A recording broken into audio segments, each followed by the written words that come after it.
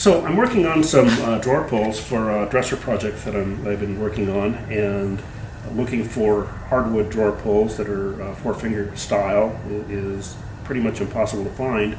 So I'm making some out of cherry stock, and what I've got here is an example of one that's pretty much done, and I just want to give you a brief look of what the process is to make these things. It's pretty straightforward. So what I've done is taken scraps of cherry, and it could be a scrap like this, and or something a little bit wider. What I do is run them through a profile cutter, a quarter round cutter. It's a fairly large diameter cutter, and so you can see how it cuts the profile in here. And I do that on a router table, and after I've got the quarter round done, then I run a cove cut through them and make the relief for your fingers. So this is one that was set up for having run this stock through. And if I have wide pieces of stock that I want to make these drawer pulls out of, then I'm safe to run through the router as is. If I have scraps that are really narrow, like this one is, I glue them onto some kind of sacrificial piece of material like this. And then with this, then I could run it through the cutter with my fingers at a safe distance, running through, hanging on back here. And then after the material is fully cut to length, then I just take it out on the table saw and run the saw through there, breaking it free from the sacrificial piece. After I've got them made into long channels of pieces, I'll cut them into 4-inch segments. And so to do that, you just run them over to a miter saw and run it through and cut the long pieces into 4-inch segments.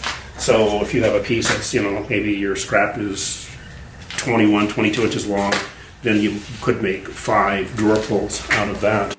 And then when I've got this, the cutoff segments done, the next step is to put kind of the curve on them to make them look a little nicer. And that's where I use this little template that I made that has a curve that I've liked.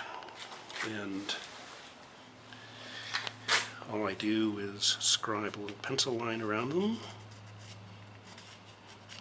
and then sand that. So here you can see the difference between one that's been sanded down with the profile and one that has not been sanded down yet.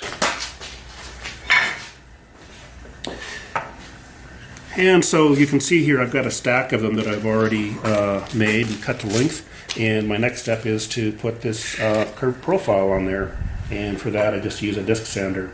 So I'll just set one up here and we'll run it through the sander as an example.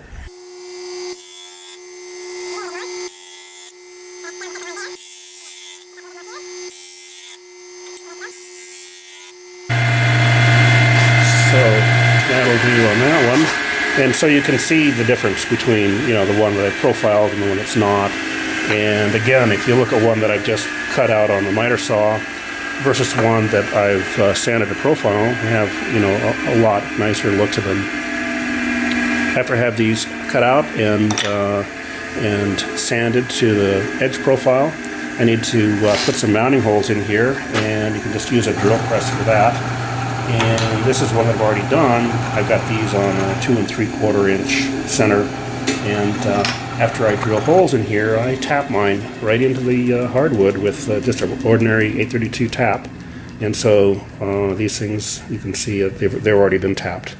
But surprisingly, the tapping into hardwood holds pretty decently. And oftentimes when I do tap into wood, I'll put some super glue in there just to kind of make the wood fibers a little bit stronger. And so at this point, this one is ready to put on the face of a dresser. And I've got one over here. You can hook up and just give you an idea of what this looks like when it's on. So I've got a couple 832 truss head screws here. And thread into the drawer pull.